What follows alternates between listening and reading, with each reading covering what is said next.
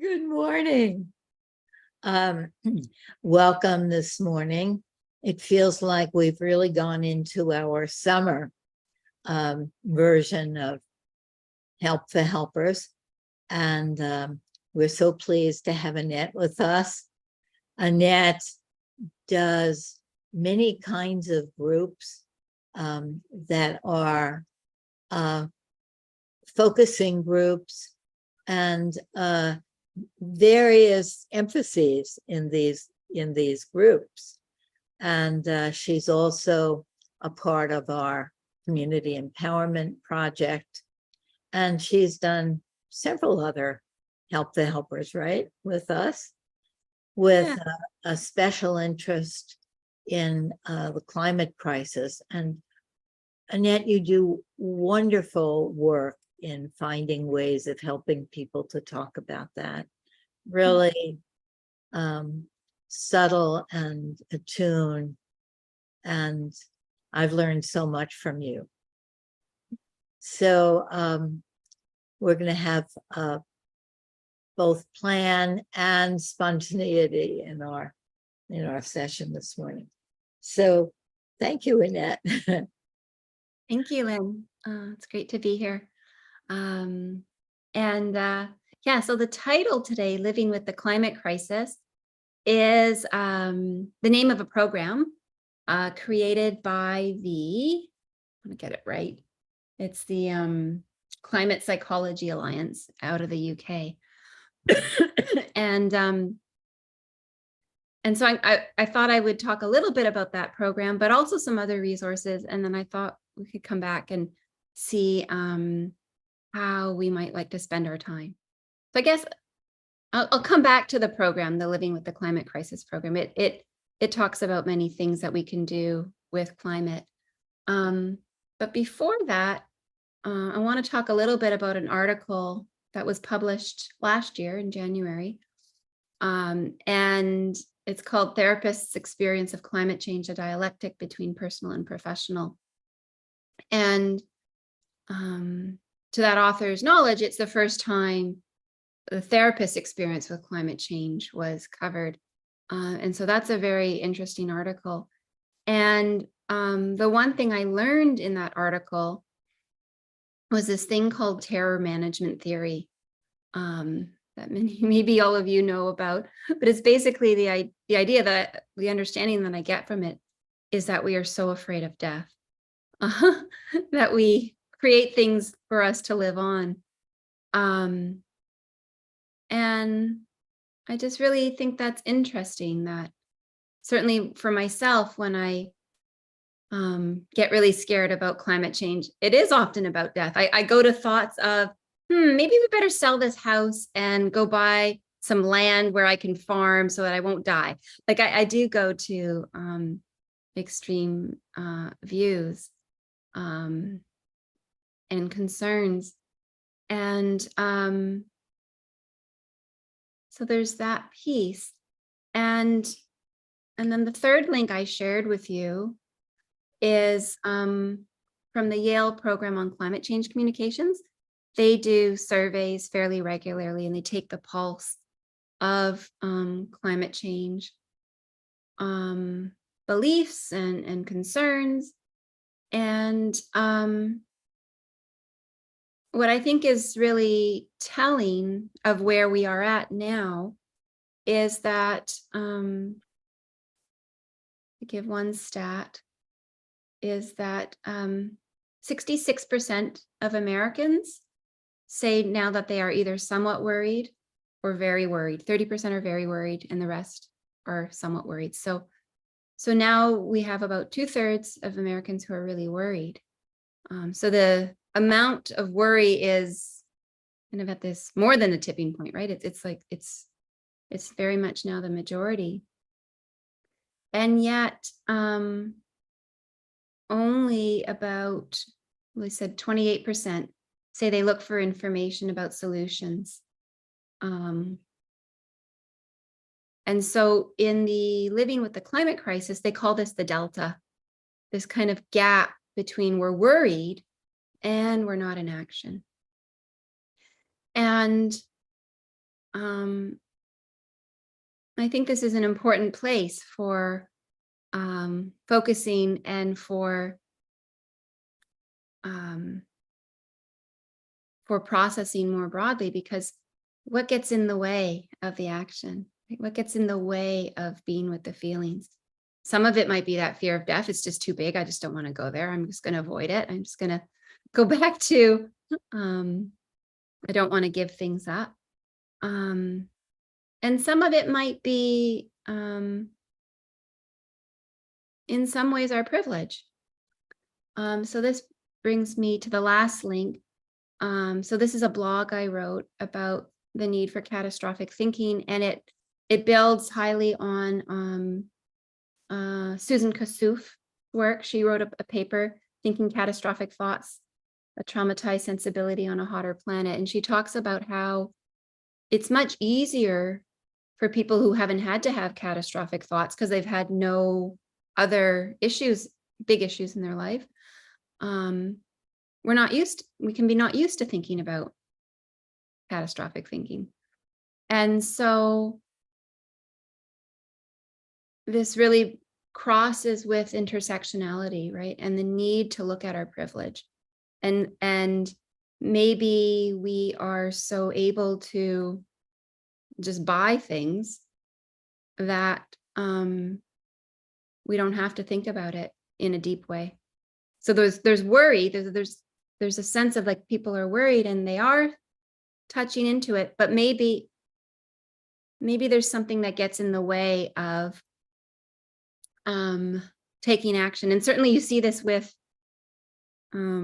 I think the billionaires are interesting sometimes at the extreme, right? We see people building bunkers and stuff like that. It's like, oh, I'll just take care of myself, and not going like, well, maybe I need to sacrifice something. Maybe I need to have less. Maybe I need to find a way to live sustainably. And this is really hard.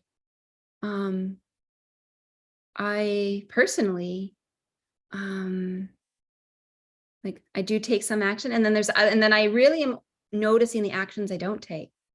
I did it this morning. I went for a walk this morning in preparing for this, and I said, I have a latte. And I had a regular milk latte. I didn't have the oat milk latte. Normally at home we drink oat milk. I don't really buy milk at home anymore. But this morning I wanted the milk. I wanted the cow milk. And so I noticed that choice. And for me right now, there's a lot of just being grateful for the things I can still do, as there's this sense of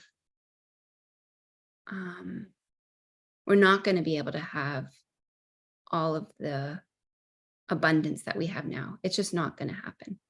It's quite dire. The impacts are going to come on what we're able to farm. We already have that a little bit sometimes, right? Like we have diseases and outbreaks. Last year, the mango crops mostly failed in India because it was too hot, and the little blossoms failed. They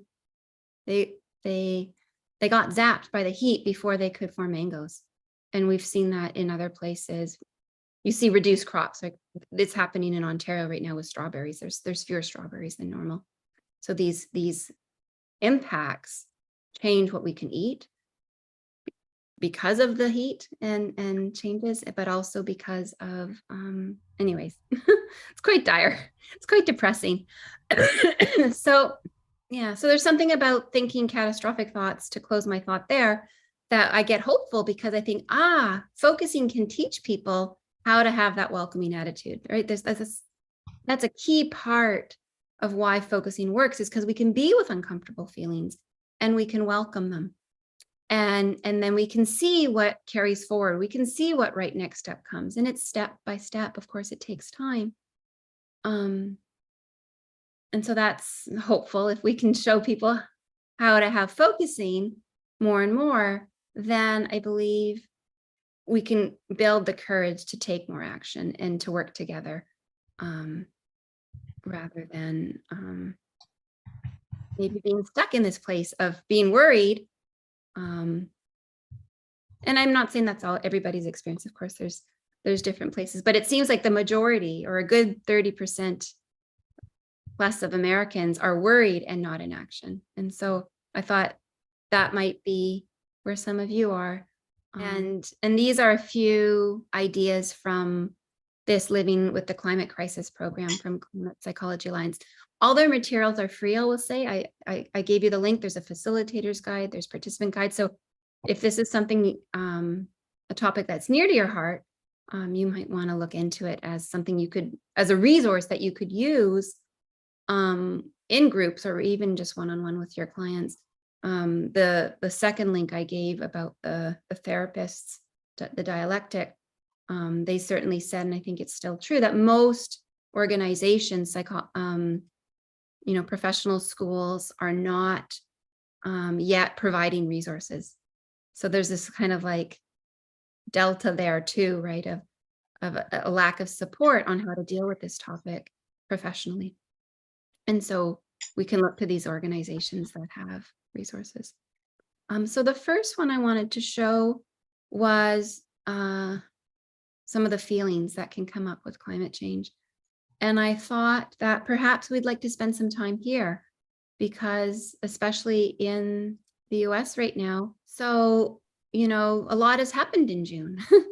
I think June 7th, you guys had in New York City, orange air, apocalyptic looking consequences of the forest fires in Canada and the heat dome that was causing the air. And these are cascading effects, right? Where it's not just one thing that goes wrong, it's multiple things. So the heat dome that was there, I think over the Atlantic, was stopping the air from moving out. And so we have these cumulative or cascading or these feedbacks where they pile on. And right now in Texas and many states around there, the heat dome that's happening there for 3 weeks now, at least, extreme heat. And then you start to have the power outages because people ramp up their air conditioning. And at some point we demand more from the grid than's possible. And then we're in very serious trouble because, if you lose your power and you can't air condition, then it's unbearable. And certainly in BC, it's a little bit different. A couple years ago in Vancouver, they had a heat dome. 700 people died, right? They don't usually have air conditioning in Vancouver. They don't usually need it. And same things have happened in other places. So that's one bucket I thought we might want to spend time with, is just our feelings about what is happening, what you are experiencing now or what you've experienced. And then another bucket that we could look at is if you have clients who are very active in this. So I've talked about the bucket who are not active. There is a bucket who are active, and they get too active and they go to burnout because they find out about it and they immerse themselves in all the knowledge.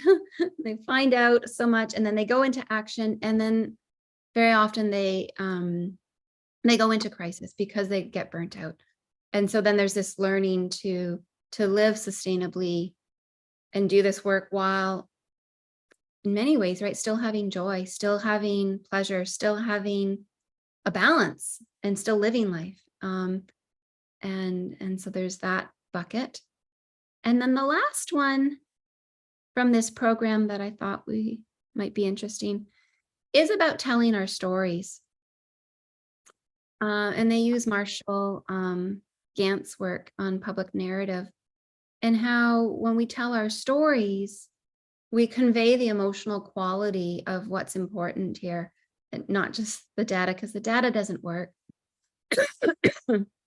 And so noticing maybe how it's affecting you and how you might tell that in a story, and how you could connect that to broader stories of us, and the story of now and the need for action.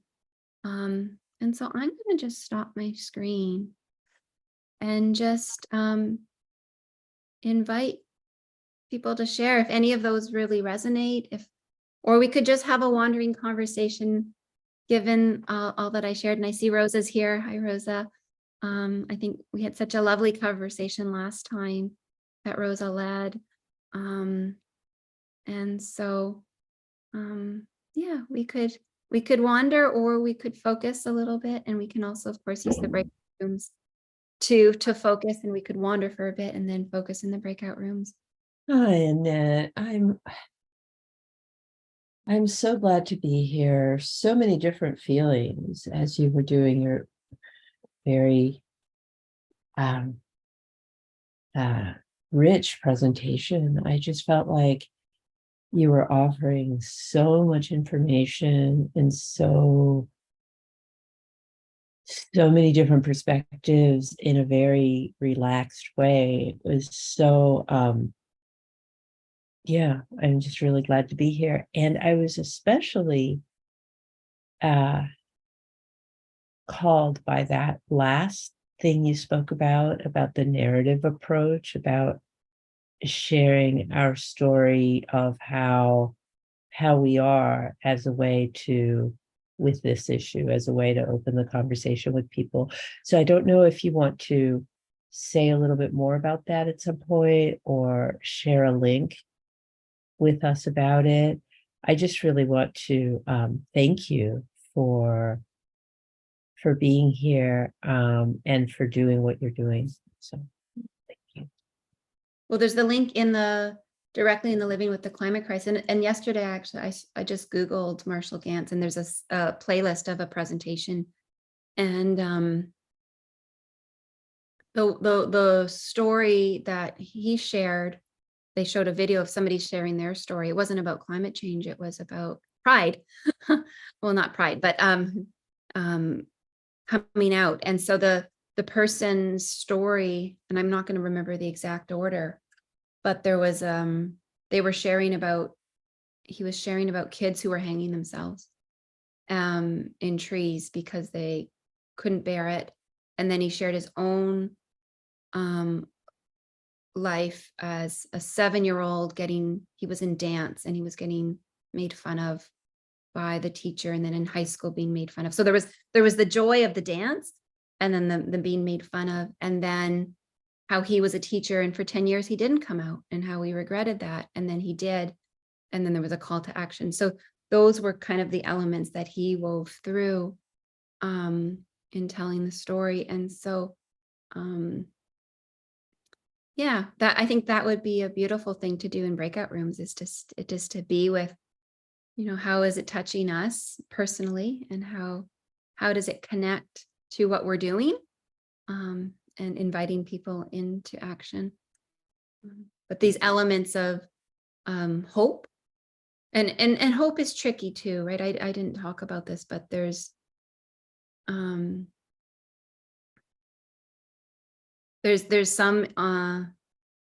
people, they're called post-doomers. So there's those who are doomers, who are just like, it's over. And the post-doomers are kind of being really realistic that because, and this stuff is so depressing, but because of the positive feedback cycles, it's kind of like the snowball effect.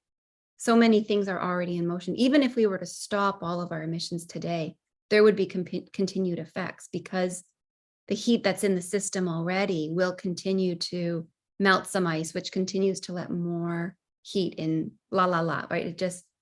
It compounds. And so the post-doomers, they call it hopium, that the hope is really a drug, because it just lets us go, oh, we'll figure it out. Somebody's going to figure it out, and kind of pass the buck. And in reality, we all need to change and all do things. Like, we all have to, for all of us who have, I think, natural gas furnaces, or if you still have an oil furnace, like, we need to change those, our vehicles. Like, we personally are responsible for a lot, and we do need to make those changes over time.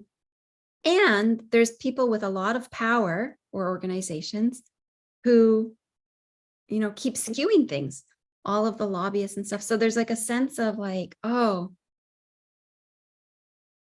we need hope.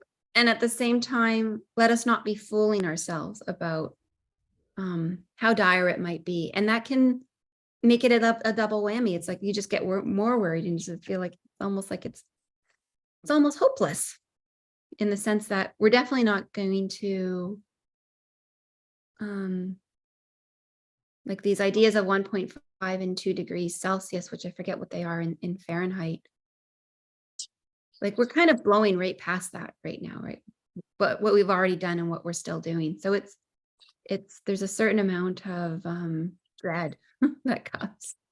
I know that the doom and the post doom, but I'm thinking that the note that is most helpful to me is the David Attenborough series, and I find that just strikes the right chord. He's so articulate about the crisis, but also just showing us how resilient nature is, and how in a certain way simple it is to regenerate our forests. And all of his stuff about diversity in the rainforests and the oceans, and showing how very few people can make a big difference. Just those images of nature rejuvenating, I think, are so helpful, at least to me, because you have to have some kind of image and felt sense of what it looks like for for this problem to be having this feeling of a forward movement with this problem. And I think that just catapulting from dread to denial is is sort of the worst thing, but we need to have this alternative. Yeah, David Attenborough, he's like the grandfather of A Voice for Nature, and he has wonderful programs on many different channels. Our Planet, I think, is one of them, and I forget the names of them, but if you just Google David Attenborough, you'll find programs that really give you information but don't depress you. I'd be curious, because I'm curious about him and how, from my point of view, how powerful he is. How many of you know him? Just raise your hands. I would say less than half, right? For me, he's so like a member of our household, and his voice is so familiar, and I find him so steadying. This is such a powerful topic. Do you hear me okay? So you might, I'm wondering, for me, it feels like this is morning, and it's, and I may need to get in, in a kind of focusing way, it's big. So it feels, I'm a little bit like, maybe not shocked, but a little like that. So I don't know, that would help me. Yes. Yeah, I kind of echo what Sophie said. There's a hurt in me, like deep in me, like in my chest, like a tightness, like wanting to breathe and not being able to. Because you're right, Annette, I live up in Hudson Valley up north. And I've noticed there's some produce that I can't find anymore. And I was wondering what happened, and then I know what's happening. But there's a part of me that's ignorant, but there's a part of me that's aware. And then when I can't find what I'm looking for, I'm like, holy cow, this is missing. And this is missing. And that's missing. And I do, when you shared the links, I'm like, this is a topic that's so important and so of interest to me. And, my little grandson, he's 9, and I did buy him a book about a couple of years ago for Christmas on understanding climate change and understanding all of this, because, the little ones are the future. And I wish that I could talk about this topic without the parts where I want to cry. I mean, I wish that I could, at the local library, have like this conversation with people. But I need to deal with the part of me that's teary all the time. I'll be like a horrible presenter. I'll be like with the tissues, like, so I need to find it within, or I wouldn't be able to breathe. Like, how can I manage parts of me that are so emotional around the issue, so that I need a balance. I need something that can give me a balance so that I could be able to share it, and also be able to have discussions with people, or young people, little ones. Yeah. That really does make all the difference. Because my mom was working on this 50 years ago. This was a discussion 50 years ago. And so she moved us up to Vermont, and we were recycling, and I was learning how to take all my cans and get my 5 cents and, all of that stuff. And my husband and I have a value system that we live by based on all of this. We're not perfect by any stretch, but it is always in our mind. But then, like, my daughter does work. She works for WRC. She does work at the border. And it's really hot there right now in Texas, and I'm concerned about her. So this is, and I'm really grateful, Annette, for how the way in which you're presenting this, because it's just done in such an emotionally intelligent way, because and there is a lot of grief. And I do think you're eliciting grief, in me, but that's a good thing, because that's what inspires action and concern. So thank you. Yeah. Opening it up for some sharing in the broader group. How was it to be with your own personal experience and process your feelings? And what wants to be shared now in the broader group? I'd like to share something. Yeah, Mary, go ahead. Not really share, but I have a question, because at the very last of our conversation, Rosa brought up something called climate grief. And Rosa, can you say more about that? Oh, I just wanted to mention that there's a whole, there are therapists and activists and regular people who are looking at this from that perspective. One of the people whose work is really key in this is Joanna Macy, wrote a book a while ago called Despair and Empowerment, which has to do with how, when we get in touch with our grief in a safe and supportive container, where our grief for the world, because she writes about how a lot of therapists would tell her that she was just projecting, that she, had family issues, and she was just projecting her family issues onto the world. And so she felt she had to legitimate the fact that we can actually feel grief about what's happening in the larger world, that it isn't all just personal stuff, right?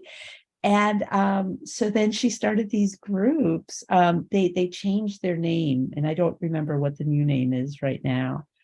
But it's not called Despair and Empowerment Work anymore. It's called, but you can find it if you look for Despair and Empowerment Work. But she did all these groups with people where she discovered that if you hold safe space for people to voice their fear, their concern, their rage, their anxiety about what's going on in the world, that people come out the other side with a greater sense of what is my own role to contribute in this, right? So it's just a resource. And she's also an elder. She's like, I don't know how old she is right now, 85 85, 88, 90, but she's still going. She's still talking and speaking. I mean, in a different way, at a different rate. But anyway, she's 94.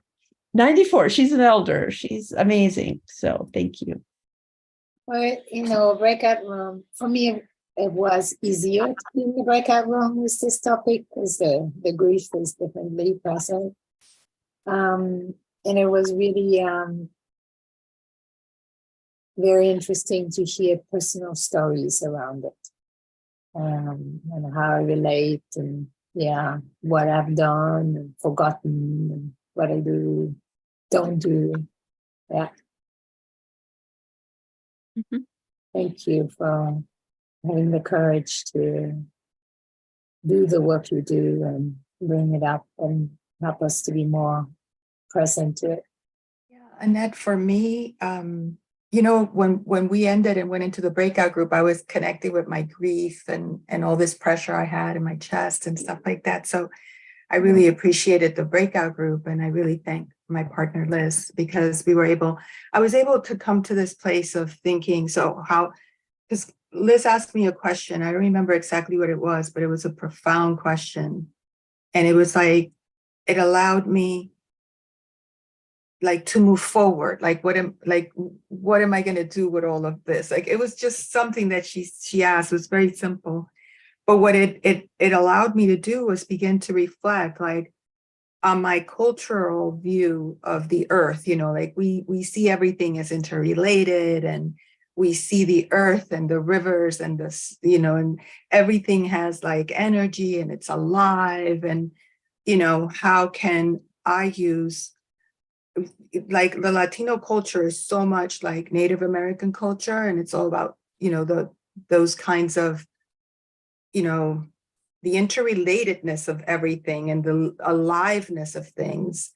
And I said, oh, so I could bring more of the aspect of nature and ancestry and elder views to the forefront of how to address climate change. I could do it my cultural way. I don't have to do it any other way. And I could look at other people that are doing it from that perspective of nature and honoring nature and honoring the earth as our mother, So I kind of came to a calmer place. I left my diet and a more ability to kind of know where I might go now. Thank you. Yeah. I hope that makes sense. Yeah. You got some resourcing, it sounds like, from tapping into your ancestry and your culture, that you can bring that forward in your steps, whatever action you do now. Yeah. It's lovely. And I think that's so true. We each have to find our own way, right, with all of this. Okay, Liz. I want to thank my partner, because we had a very rich discussion, and we were just pulled out of the breakout rooms before I could say that. So thank you. Yeah, lovely. And do you remember the question you asked her? I'm just curious. I think it was something about having a sense of reverence for life. Well, how does that manifest? So Yeah. Yeah, it was something simple like that. Well, how does that manifest for you? It was so I had to go in, and then all this stuff came out. You see, it was just one simple question that opened up something for moving forward. So I really thank Liz for that. I like the phrase Jean uses in a process model of what's your just right next step. I think sometimes we get overwhelmed by all that needs to be done. And it's nice to just go to what's right for you. What's your right next step? Or just right next step. Somebody told me in yesterday, I had a changes group Saturday, and he said it in French. It was le plus petit pas possible. I liked that too. But what does that mean? Plus petit pas possible, but what's the smallest possible step? Oh, nice. The very smallest possible step. Plus petit. I'll put that in the. Quel est ton plus petit pas possible? Wonderful to hear that in front. Yeah, Annette, I just wanted to thank you so much for what you presented today. Normally, I cut out at 9 for my day job, and I just kind of put all of that aside because you just brought up in me, and I shared with my partners in Breakout this deep, deep grief inside that I really hadn't touched upon. And thank you for the word hopium, because I really sensed how much I lived, like this big part of me was in that place, and it gave it such a perfect name. And I just kind of discovered something really important, and it's leading me to check in for that just right next step. So this morning was like felt very big for me, and I appreciate what you brought up for us. Thank you for sharing, Maria. That's so touching. Yeah. And the analytical part of me wants to know what it was, and the other part of me that just is just so grateful that somehow whatever it was led to this. It doesn't, in some ways it doesn't matter, and in some ways it does, because it's like, how do we do this work? So there's kind of like there's this sense of like all these missteps, right, of what doesn't work, and then sometimes we find what does work, and sometimes it's just we're just ready to be with it. You know, Annette, you really opened up the space, I feel, for us to have our feelings and to think about how we feel about it, because there's so much desperation. This has to be done. This has to be done. This has to be done. And there's this overwhelm, but to be able to tap into my own experience, my own feelings, really helps with that next small step. Because otherwise, I have to be an activist. I have to do something really big, you know, and then that feels overwhelming, and then nothing happens. Right. So, yeah. I would like to hear of some of the next small steps that people have come up with to take.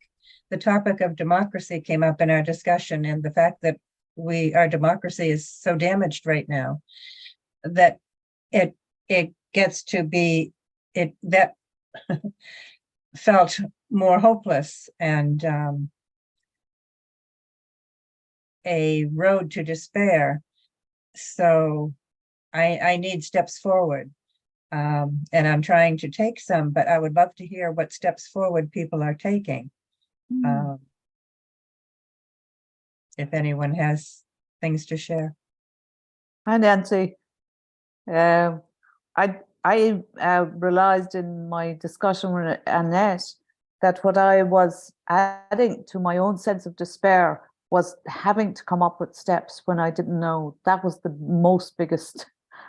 It's even the language. It's like playing around with blah. I don't have to do anything. I'm enough, you know, so that it's, I mean, they're fear-based or love-based. And I suppose what I despair when it's like there's so much invested, physically invested, emotionally invested, but also financially invested in defense, you know, just the arms, and no one actually asked, you know, how many are for peace? You know, how many are for peace? You know, hands up, and that's so that if I am definitely invested in peace, then I don't want anyone buying arms in my name, you know. So, but I had realized, I do realize, so it's that the self-realization that my thoughts of I have to do more, have to be more, is kind of adding to the paradigm that actually that it won't work itself out. So in some ways I want to align with myself in presence. I want to be self in presence, and that is enough. That it's not that I'm doing enough, but my thinking from there is enough. Because when I come out from that, I put something on my identity that I should be more. I should be able to talk about this stuff, you know. So with in that lovely resonance with Annette, it wasn't either or. It wasn't anything that I had to actually prove or or support myself with. It's almost it's beyond words, beyond language, which isn't actually very practical. But I feel my words will come more, or I'll be less fearful of talking out in a group, because I think that it's counterintuitive when it's actually not. It's loving when I don't have to say when I'm not ready, you know. So they're the steps that it's almost stepping back into the self and presence. So it's that place that the potential of focusing is a collective force, you know. But I can't prove it. I don't need to prove it. But that's the real politics, you know. It's the psychic politics in me that's aligned with love. That is enough, because that's all I can do, you know, is love myself and then others when that's discordant, you know. So that's the steps, is to do less and be more after today's discussion. And I find that I'm grateful, profoundly grateful for that more of doing nothing. So thanks, Annette, for facilitating that. We had a related and slightly different angle into this. I'm very sparked by what Pauline shared. So first I want to reflect, and then I want to say what was coming up in our group. So this thing about how the pressure that we have to do more can just be overwhelming. And somebody else was speaking to that. I think I heard Steph speak to that as well, right? And it almost counterproductive, right? So like we feel like, oh, I have to become an activist, and then that feels overwhelming. And then, you know, we just go back to like focusing on things that feel a little bit more manageable. And so one of the things that came up in our group is how it can be helpful to validate the small steps that we are already doing, even if they don't feel like enough, as a way of resourcing ourselves. So it's this interesting, so moving beyond either or, as Pauline was saying, into this both and of, yes, I am doing enough. And then there's, I don't even want to say do more, because our whole culture is more and more and more, but more like, I don't know, like go deeper. Like, how might I be even more effective? Do less and be more effective or something, right? But this bit about how, of course, we want to grow in the difference that we're making, and yet how we tend to kind of minimize what we're doing as a way of how we can get lost in minimizing what we're doing, instead of doing a both and, of really affirming what we're doing already, even if it's, you know, just raising a family or doing our best to support other people, or whatever it is that we're doing. We're already doing a lot, and how to connect with that in a good way, and then have the what's my next step come from a very different place than not enough or do more. So yeah, something along those lines. Maybe I'll just read the comment in the chat. Steph shares that, Nancy, what came up in our group was living by a value system that pans out to everyone in our sphere, especially our children. Everything from the small things we do, not replacing things we don't need, i.e. appliances, etc., to talking about why we make those choices. We probably can take one more share. Oh, I could share one thing that I could do. Yeah. Okay. Nancy. Yeah. When Nancy asked that question, I immediately thought of my interest in really honoring Native American, Indigenous people and their love for the earth, and the fact that they have so much knowledge about how things interrelate in the ecosystem. And I want to see a little bit more of what they're doing and learning more. And also I love working with children and youth. And so I think that I'll continue maybe volunteering and reading climate change books with children and in the library up here. And I think I've mentioned before, in the Hudson Library, they have a little backpack that children and parents can rent out and go into nature. And I think like every library should have a little backpack for kids, and it has all these nature related stuff in it so that kids can become curious. So I really appreciate that. And yeah, I'm really interested in, you know, I read this article in the New York Times, I think it was the New York Times, about that we had at one point years ago, you know, hundreds of years ago, a little ice age. And it was when Native American culture was disseminated, and they had ways of honoring the land.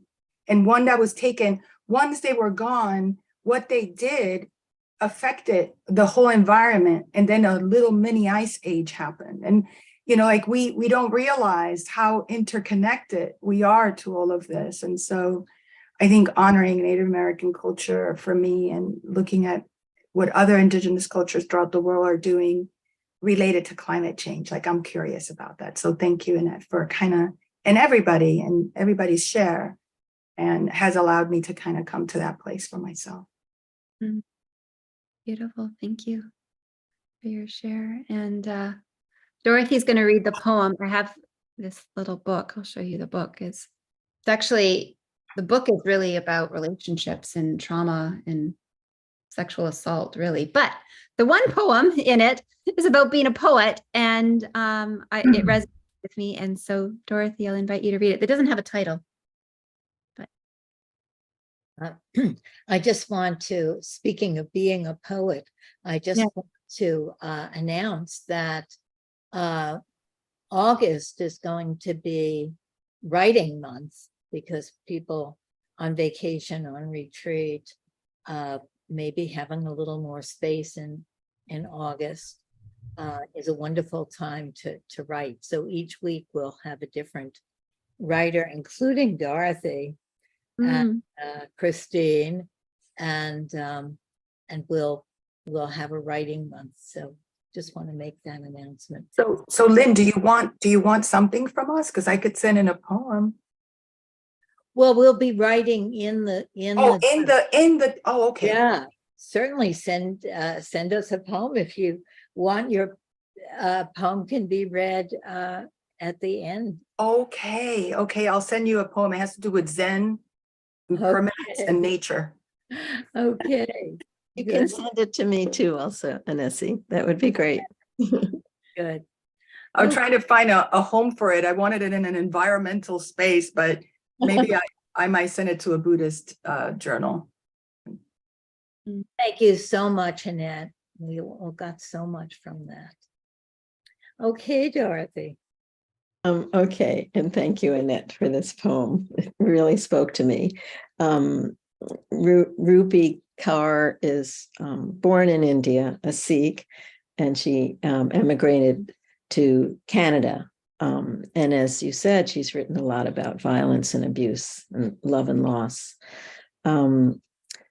It sounds interesting. I want to get the book. Each chapter deals with a different kind of pain and healing a different heartache. Just the way it's organized sounds wonderful. And today's poem. Your art is not about how many people like your work. Your art is about if your heart likes your work. It's about how honest you are with yourself. Oh, you skipped a line. Did you? Did I? It's about how honest you are with yourself. And The original, the book has if your soul Okay. likes your work. Sorry. I might have sent you a version that doesn't have that line. No. You probably didn't. I retype it because of my eyesight, and I probably left that. Let's see. I'm sorry. If your heart likes, okay, I'm just going to go again. Your art is not about how many people like your work. Your art is about if your heart likes your work, if your soul likes your work. It's about how honest you are with yourself. And you must never trade honesty for relatability. Yeah. And it's dedicated to all you young poets, but I think we are all. Yes. Yes, absolutely. Have a wonderful week, everybody. And I believe that Charles Herr will be with us next Monday. Bye-bye now.